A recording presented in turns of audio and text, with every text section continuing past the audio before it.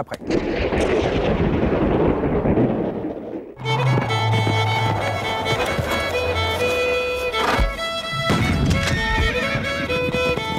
Amis bikers, bonjour. Aujourd'hui, dans la rubrique du doc, c'est moi, je vais te parler de ta première rencontre avec une Harley.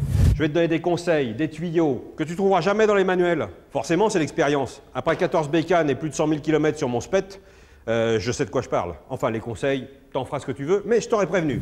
Enfin, quand même, il y a une règle essentielle. Règle numéro 1. Une Harley n'est pas une moto. Une Harley n'est pas une moto. C'est une Harley. Quand tu auras compris ça, tu auras compris l'essentiel. Si j'ai un conseil à te donner, c'est pas très compliqué. Préfère acheter ta moto au printemps ou à l'automne quand la température de l'air est à moins de 20 degrés Celsius. Parce que dans le manuel Harley, tu vas trouver des degrés Fahrenheit. Et pour convertir, tu retires 32, tu divises par 9, tu multiplies par 5, et là tu te pèles, forcément. Comme tu as pu le remarquer, ton moteur de Harley est refroidi par air. Et là, il y a une recette de cuisine de l'ancien. Tu dois le faire cuire 2 fois ton bouilleur. C'est quoi faire cuire? Monter la température, redescendre la température, remonter la température et laisser refroidir. Une nuit au garage. Toutes les pièces mécaniques ont des géométries différentes et elles doivent se positionner les unes par rapport aux autres. C'est le secret de jouvence pour une Harley qui va te faire des centaines de milliers de kilomètres.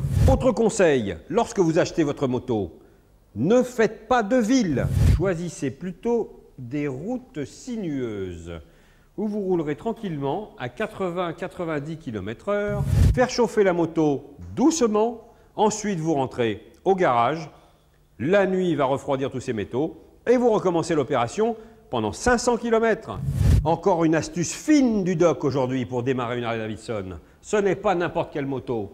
Il suffit non seulement d'attendre que le voyant engine s'éteigne, de mettre le starter, de démarrer et d'attendre 30 secondes maximum. Parce qu'autrement, vous allez laver vos cylindres. Ça y est, tu roules. N'oublie pas une chose, retire le starter le plus vite possible dès qu'elle ne cale plus. Tu verras que ta moto a un comportement différent de celle de ton copain. C'est comme les humains. Ils sont tous construits de la même façon, mais ils sont tellement différents. Donc, vous avez bien compris ce que c'est que le rodage. Il s'agit tout simplement d'écrêter les fines particules métalliques qui résultent de la conception et de l'usinage des pièces, qui vont se retrouver dans l'huile, filtrées malgré tout par le filtre à huile, mais il va en rester un petit peu sur le trajet. Et là, c'est de la toile émerie très fine. Vous imaginez le dégât.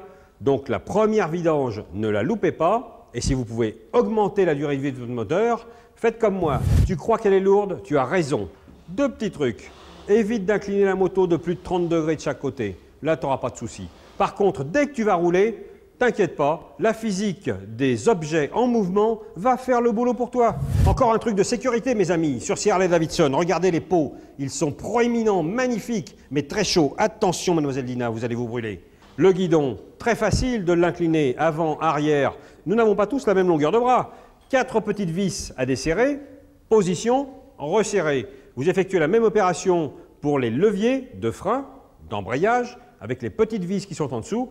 Ainsi, vous aurez les doigts qui tomberont exactement dans l'axe de vos commandes et vous aurez un confort incomparable pour conduire votre Harley. Mais ne te fais pas d'illusions, il te faudra des dizaines de milliers de kilomètres sous le soleil, sous la pluie, des heures de bichonnage pour commencer à croire la connaître, cette moto de légende. Enfin, un dernier conseil, ride safe, roulez prudemment et retrouvons-nous le mois prochain dans la rubrique du doc. Salut!